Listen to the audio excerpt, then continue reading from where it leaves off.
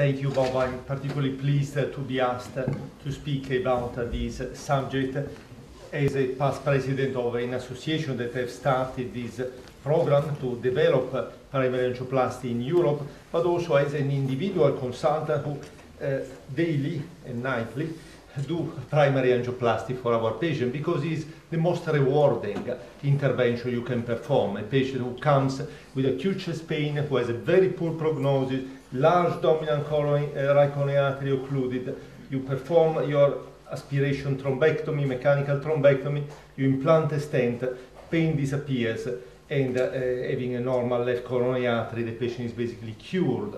I think if you manage to offer this to all your patients within a time that minimizes the myocardial damage, you certainly have given an enormous service to your patient.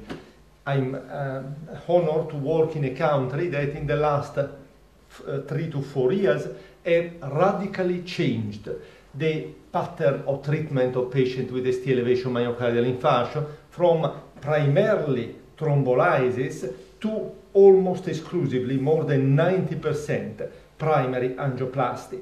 And this has been mirrored by a very rapid reduction in ST elevation myocardial infarction mortality that, remember, is not like for the study patients 4, 5, 6%, but if you consider all patients, patient with shock approaches 12% to figures that are of around 8% when the primary angioplasty program has been started. These are not new data, and Dr. Jehani has shown much of the previous literature. I will simply mention the very first publication that in fact comes from Europe, from Zwolle in Holland, showing an advantage compared with streptokinase. There were numerous other publications. Took a long time for the European Society and for all of us to start to implement them in the guidelines. There was a resistance from the pharmaceutical industry. We all know this, but finally, after 10 years,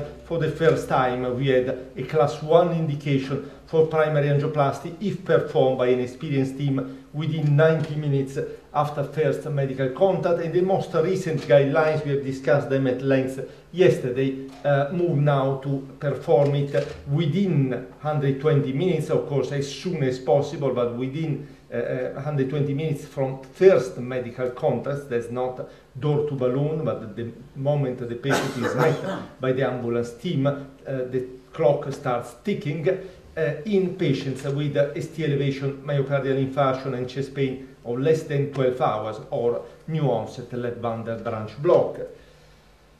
Unfortunately, you can write in the guidelines, but not always this is reflected into practice. And in Europe, 2008, still the green light of primary angioplasty being performed were on for a small number of relatively small countries: Switzerland, Denmark, Czech Republic, Slovenia, Belgium. While if you go to the big countries, and this was UK at the time, Italy, France,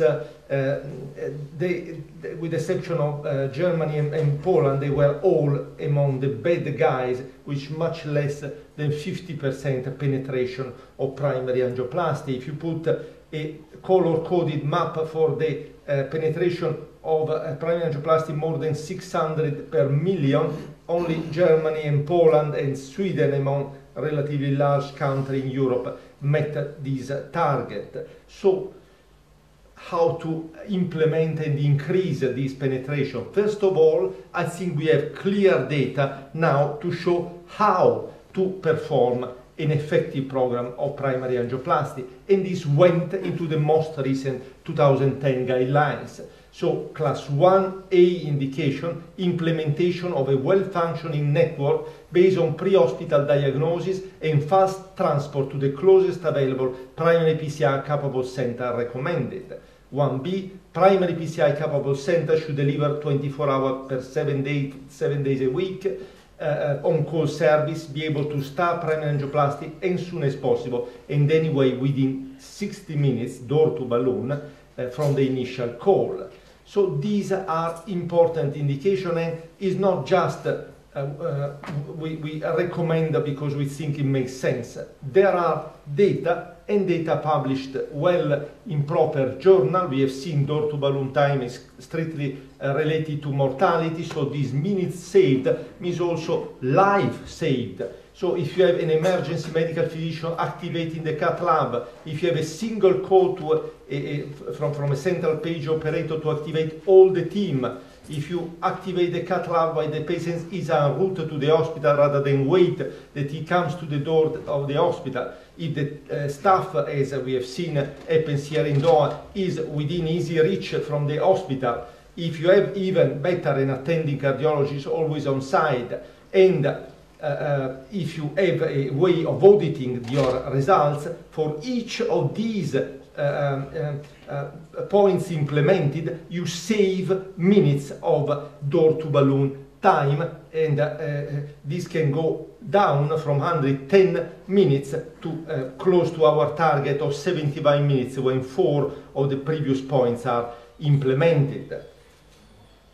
So to be able to achieve these goals, increase the number of countries performing a sufficient amount of work in the field, we have started the Stent for Life initiative. I will show a few slides, but I recommend you to open the website, which is been recently updated, where all these initiatives are there, and if you will connect after at the end of next week, you will see all the slides of the Prague conference, where we will see all the results achieved in the participating countries.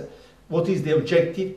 To identify regional countries with an unmet need for optimal treatment of acute coronary syndrome and STEMI in particular, implement an action program to increase patient access to primary angioplasty with a target of at least 70% for ST elevation myocardial infarction, implementing a network of 24/7 primary angioplasty service meeting the STEMI needs. In the various congresses in the last 3 years, we have nice ceremonies where physicians, normally the president of the National Society and National Interventional Society, occasionally politicians of all these countries, came to sign the Stent for Life Declaration that grants to the Stent for Life program the right to be involved in the development of the initiative, and gives to the participating country the duty of doing all this complex list of things. Finalize the national Stent for Life structure. We have seen something similar for the national Qatar program, so you are already on a good way here. Develop a local action plan, securing a local budget, having a local project coordinator. Write and present at national congresses, a report in the national journal, a country mapping manuscript. Here is particularly easy, but you understand in large country this is the first step needed to implement a valid program. Review the country actual plan, following some indication that people who have done it in countries that have been working on it for several years can advise. Present the country progress at the EuroPCR and ESC congresses. What is most important, involve the public and the media, because the patient is the gatekeeper of the success of the initiative. If he's aware that presenting to a primary angioplasty facility in time can save his life, we will have a reduction in the delay, and the program will be successful. And this can be achieved only with a patient-focused campaign via the media and education programs. In our most recent conference, we had very few cardiologists. You don't need to convince the cardiologists. We are all convinced that's the best program. Most of them were director of emergency medical services, health managers. We had 2 Ministry of Health. We had a recorded interview from the Ministry of Health of Turkey.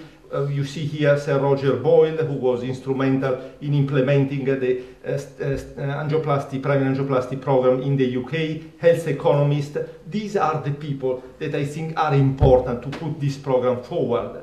I mentioned Turkey. I mention with pleasure because he's a former fellow of mine in charge as a country champion. And again, we had the minister coming in a specifically recorded interview during this conference to tell us that they were building cath lab specifically in this area to meet the need of areas that otherwise were too far for patients to receive primary angioplasty.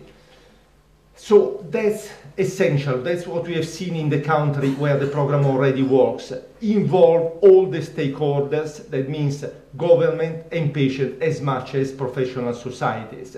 Building a 24/7 primary PCI network, and probably in this country you have already enough. This hospital probably covers sufficiently the territory, and this is more difficult at times to convince the emergent medical systems to implement early in ambulance diagnosis and modify the transportation protocol, going not to the nearest hospital, but to the hospital able to deliver the appropriate care, which is primary angioplasty. The third point, equally important, you have to collect the data, because that's essential to analyze the progress. Am I going back? Well, I'm presenting some data from the United States because, no offense to Professor Bono, but the United States were somewhat behind. Also, is a geographical situation that sometimes is quite difficult to deal with in implementing a valid program, and their median door-to-balloon time 5 years ago was above 120 minutes. You see that now in the centers that implemented a program of diagnosis of I'm sorry, I'm afraid I loaded the previous version of my slides. But anyway, the countries and the areas that were able to implement a program of pre-hospital diagnosis and ECG in ambulance reduced their door-to-balloon time significantly. The other point that comes from the United States that I think is important is that we should not increase needlessly the number of primary PCI facilities, because otherwise you will reduce the institutional and operator competency. These are the numbers that are in the American guidelines, and I think we should share that. If you ask an operator who does less than 75 PCI per year to do primary angioplasty, so complex acute intervention overnight, is unlikely the results will be particularly good, and you need an institutional volume of at least 400 angioplasty per year, and ideally more than 36 primary angioplasty per year. So what are the various points we have to be aware? First of all, we have to work on the patient-related delay. So when the patient feels pain, should know that has to call a single emergency number, and the answer should come from an operator who is able to alert and to start a red code, a suspected NMI code, that dispatch a equipped medical ambulance where the diagnosis is possible in ways that you will see, with the transfer immediately into the primary PCI hospital, or in the relatively rare cases the distance is so much that the patients will arrive beyond 2 hours, will start pre-hospital fibrinolysis. I will not speak much about what happens in the PCI hospital, because I think it's quite obvious. Over here, what we have to do is to avoid that the patient go to an A&E. You should simply get the patient straight to the cath lab. In my hospital, we don't do many primary angioplasty, but when I'm called the way I do, I stay on the door of the hospital, and within 10-15 minutes, I meet myself, the hospital, the ambulance staff. I have the consent form ready. I speak with the patient. I make sure that is a true diagnosis, and I escort the patient to the cath lab. I can do it because we don't have too many. I'm afraid that will be difficult here, but I think it's something you should imitate, or at least ask your registrar to do.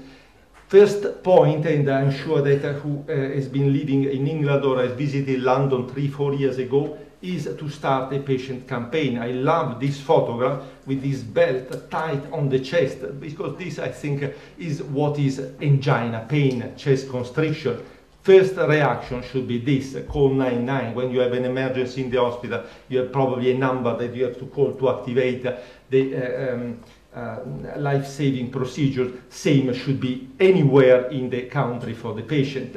We are promoting, and we have commissioned the work to a communication campaign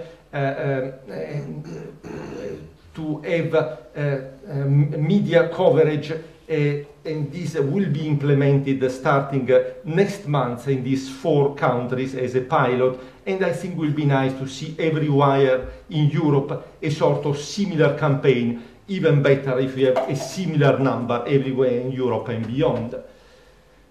What about the work of the emergency medical system? That's essential, and again is the main focus for us.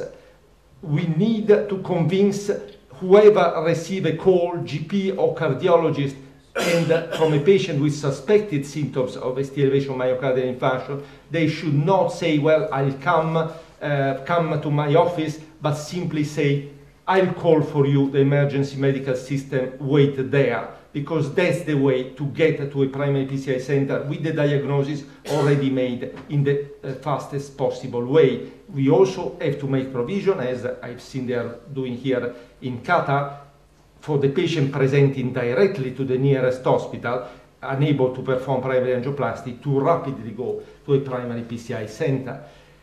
What was happening a few years ago everywhere, this is an area of Western Denmark, is that if you had your chest pain in these small villages, you were going to the nearest hospital that is exactly opposite to the direction of the primary angioplasty center. Now what happens there is that as soon as they are met by the ambulance, there is a microphone communicating with a central operator, the ECG is transmitted, diagnosis is made, and if this gentleman believes he's an acute MI, he sends all the patient to one primary angioplasty center in Aarhus, and this reduces the delay impressively.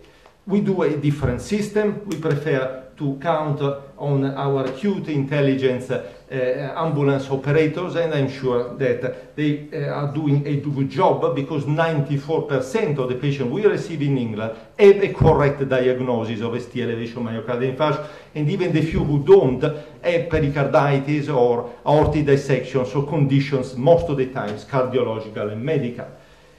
I'm pleased Professor Yacoub will be happy to know that in his previous hospital in Harefield, we have the shortest door-to-balloon time, probably worthwhile, that is related to the fact that most of the personnel lives nearby, and the number of patients able to be treated within 45 minutes is 90% door-to-balloon time, 50% within 20 minutes. If you compare with the time when the patient were transferred from other hospital, you see is a big difference, while is the same time that was required for those patients to receive thrombolysis in those hospitals. So there is no delay in performing angioplasty that, as you can see from this shorter tail, is also more consistently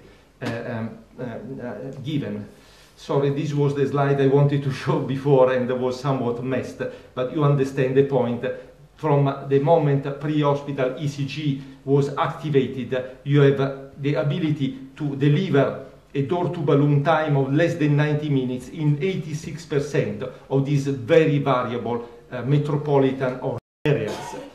And in the very large registry of the ACC, you do have a clear demonstration that this increases the number of patients receiving overall reperfusion, mainly via primary angioplasty, and reduces significantly, or in fact increases significantly, the number of patients achieving this within 90 minutes, from 70 to 82%. That this translates into a patient benefit has been shown very recently by this Dutch group. They compared patients who had a pre-hospital triage with ambulance transmission of the ECG and divided them according to the distance where the patient was received, more or less than 38 minutes, and compared the time required for the patient to be treated with balloon angioplasty with the time required when the transfer was to a intermediate spoke to a non-PCI hospital, and then the patient was transferred to the primary angioplasty center. You immediately see there is an enormous difference in time of almost an hour, and it is interesting to note that even if the patient is quite far, so more than 38 kilometers, the overall time to receive the primary angioplasty remains the same, because the time spent on travel is spared because the operators are already there, so the door-to-balloon time in hospital becomes shorter. And what is the result? That TIMI 3-flow pre-PCI is the same, obviously, no intervention is performed before, but TIMI flow post is better, 93 if there is a more rapid transfer versus 89.7, significant, and there is correlation, the question done before, between ischemic time and TIMI 3 flow. The infarct size is smaller. The 30-day mortality approach is significant, is a low percentage anyway, but as you can see, when you prolong the observation at 1 year, there is a difference between 4.9 and 7%. Audits are also important. This also comes from Northern England, showing then after having implemented the audit problem where each individual door-to-balloon time is monitored and the reason of delay are discussed, you can reduce the door-to-balloon time and improve mortality. I will just finish briefly on some pharmacological aspect that has been also touched by the previous author. He already mentioned 600 milligrams of clopidogrel in 2008 in the ACS STEMI registry. This was not the prevalent use, but still 36% of patients were receiving clopidogrel at this dose, while almost all of them were on aspirin. The recommendation of 2010 in fact pose a 1C for 600 milligrams. This has never been tested in a proper large trial, while give a stronger recommendation to the newest antiplatelet agents, prasugrel and ticagrelor. And as you can see, the 2B3A antagonist went down in the level of recommendation, both pre-hospital and in hospital. The STEMI cohort of the Triton TIMI 38, where prasugrel was compared with clopidogrel, achieved a 2% advantage in reduction of death, MI, and stroke, with no bleeding increase, unlike in the overall Triton TIMI 38 study.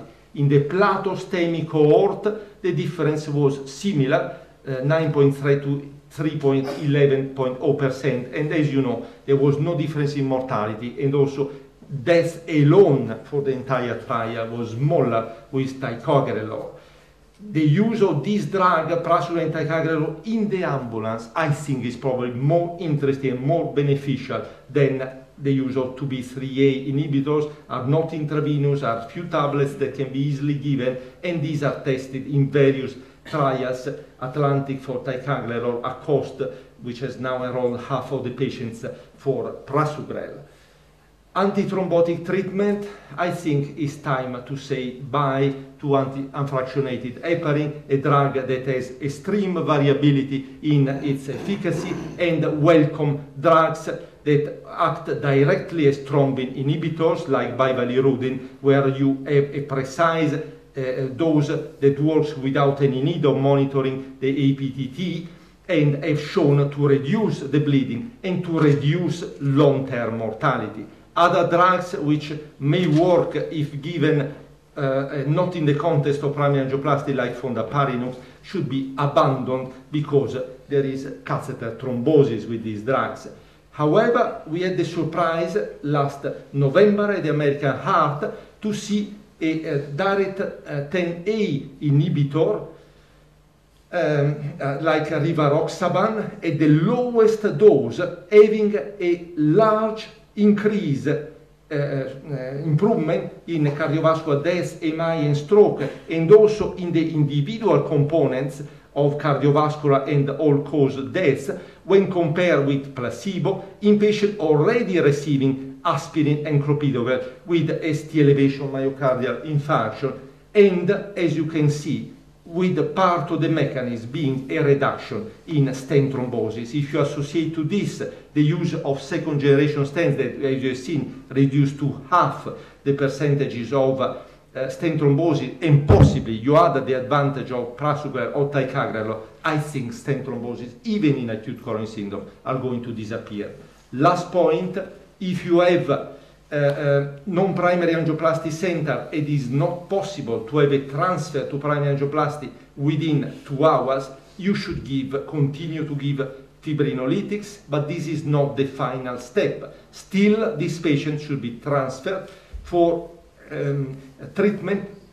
If the thrombolysis is not successful, immediately rescue PCI. If is successful, anyway within 24 hours, because it has been shown by numerous trials that you reduce death and reinfarction and reduce enormously recurrent ischemia, which is due to reocclusion after lytics if you don't complete with mechanical intervention, without increasing stroke, without increasing bleeding. My conclusion, primary angioplasty is the treatment of choice in ST elevation MI, and the prompt referral within 24 hours should also be performed for the patient who will be treated initially with fibrinolytics.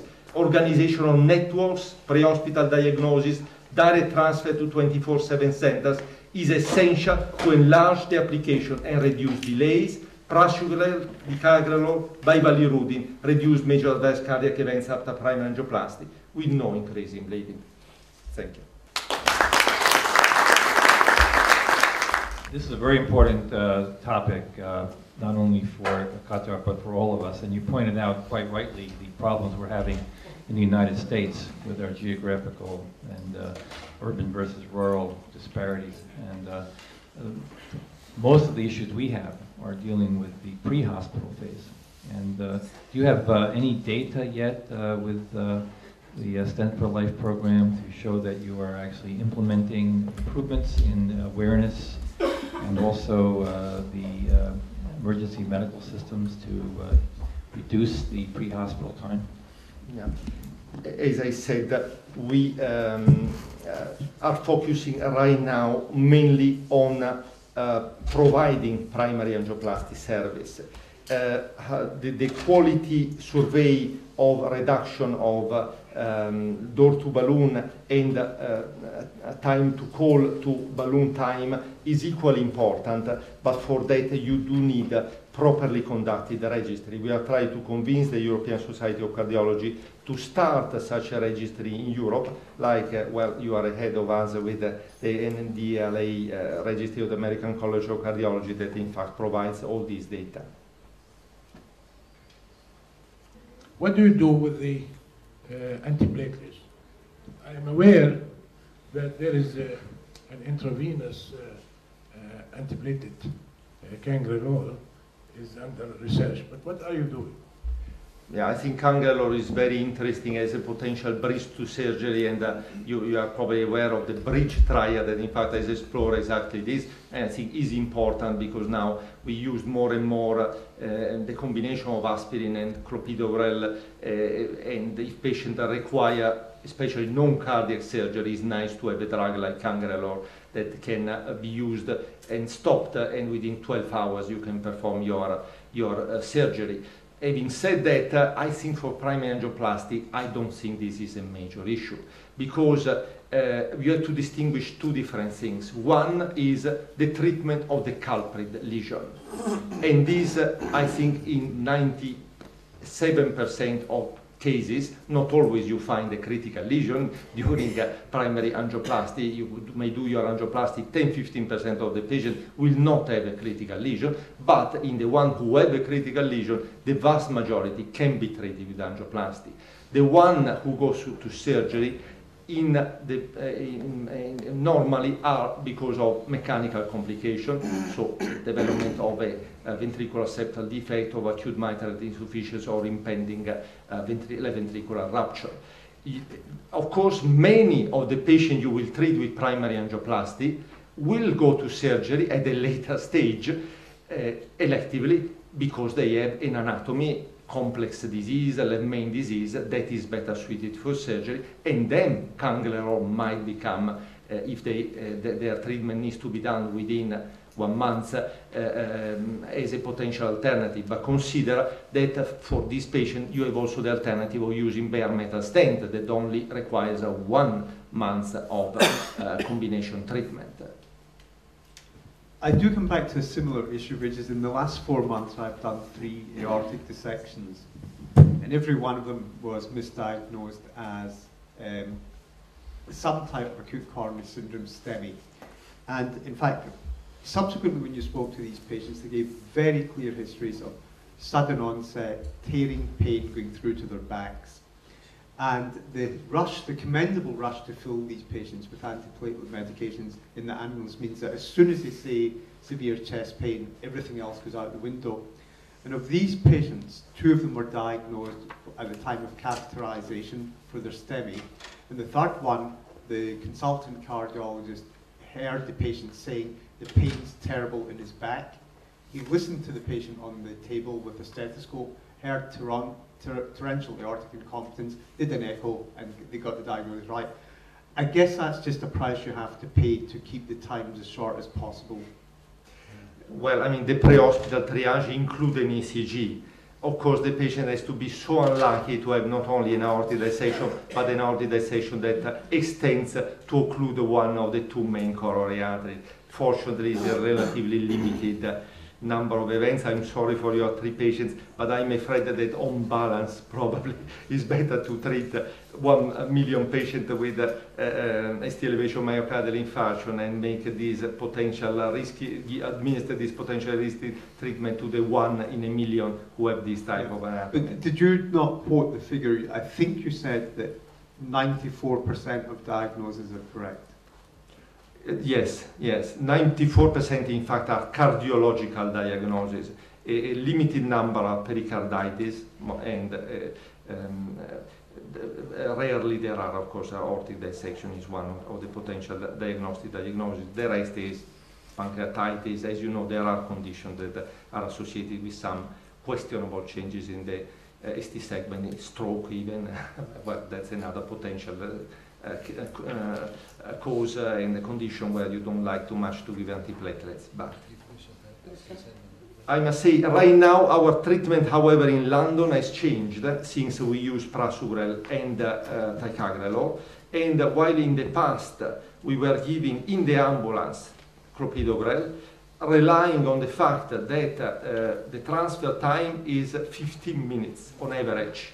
So giving the tablets in ambulance, the advantage is minimal. We give the drugs directly in the hospital so that most of these cases, hopefully, will be avoided. They receive the aspirin, however. Professor Jakub just said to me, did any of your patients have ST elevation? And the answer was no.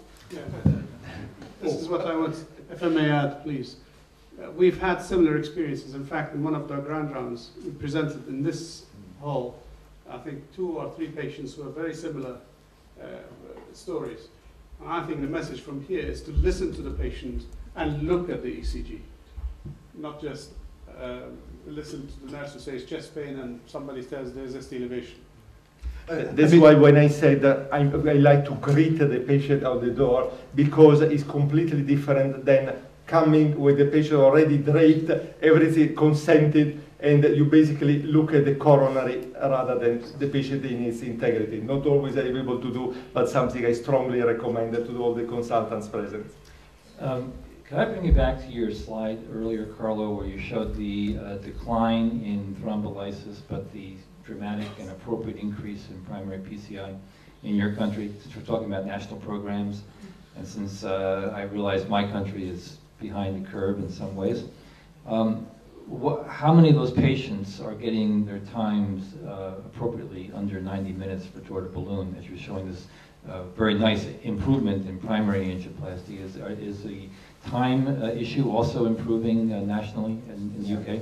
While I cannot answer for Europe, for the UK we have excellent data, because BCIS and the MINAP program have collected, and we are continuing to collect this data for all patients.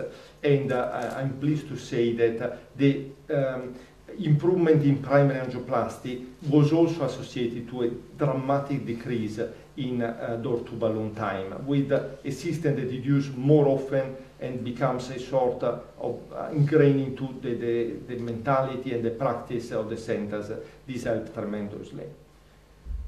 And having an audit so that you have to justify individually the cases that are above the 90 minutes means a lot for the hospital. There is the threat that hospitals not complying with the quality indicators will not be commissioned, that means will not be paid for primary angioplasty or ICS according to the various quality indicators. That I think also has not been applied yet. I think leads everybody to work very seriously on these items. If I may add a point, we have worked a theoretical model of how much money we would save in this country, although that's not the most important thing in health service. But we would save per 1,000 patients 12 million reals, which comes to about $3.5 million per 1,000 patients. In addition, we will save about 1,000 bed days per year, taking the fact that these patients will not be readmitted or less likely to be readmitted, the length of stay is shorter, and so on. But the most important is life-saving and quality of life patients for sure. I fully agree. There is a small initial investment, especially in the emergency system, in the teletransmission facilities, but the reward is not only great in terms of patient's life, that I think should be enough, but also economically, because you reduce the hospital stay, because they go to work faster, because they are not patients that will be physically impaired all the rest of their life and will not need anyway. All these patients eventually require an angiogram, an angioplasty, or a CABG. Everything is done immediately once you do your primary angioplasty. Is there something like late presentation as far as PCI is concerned? For example, some patient who has been having chest pain of more than 6-8 hours and he couldn't reach to a place where he could be taken, an ECG could be taken, and we see that he has ST elevation MI. So would we go for PCI at that time if his symptoms have been there for example, more than 6-8 hours? Yeah, the guidelines are based on trials, and the trials were less than 12 hours. So we do treat all these patients. We all know that there is a rapid loss of myocardium, and probably within 4 to 6 hours, most of it has been completed. However, there are lots of patients with stuttering symptoms and electrocardiographic changes, and I think in doubt is always better to exceed in this type of treatment. What to do within 12 hours and 2 days is a bit unclear, and I must say there is only one trial positive for primary angioplasty, but we tend to be quite liberal with the application. I certainly look forward to maybe having a meeting in a few years to have a follow-up so that we can see the progress you've made. And as you pointed out, Dr. Shahani, a very important area for research innovation as well. I hope that you're successful in the research applications as well. Well, first obviously we have to get our acts together and make sure that we meet the international standards in terms of time. And then I think we have a scope for getting research into areas that can contribute to the world research. For example, we have a large population of diabetics. Our patients are much younger than what you see elsewhere.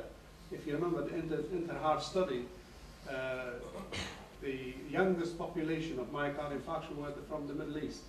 They were younger than any other population, and we are soon publishing the Middle East part of the Inter-Heart study. So we are dealing with the youngest patients possible. Also, our vessels are not as generous as the Western vessels, are not as big as the vessels Western.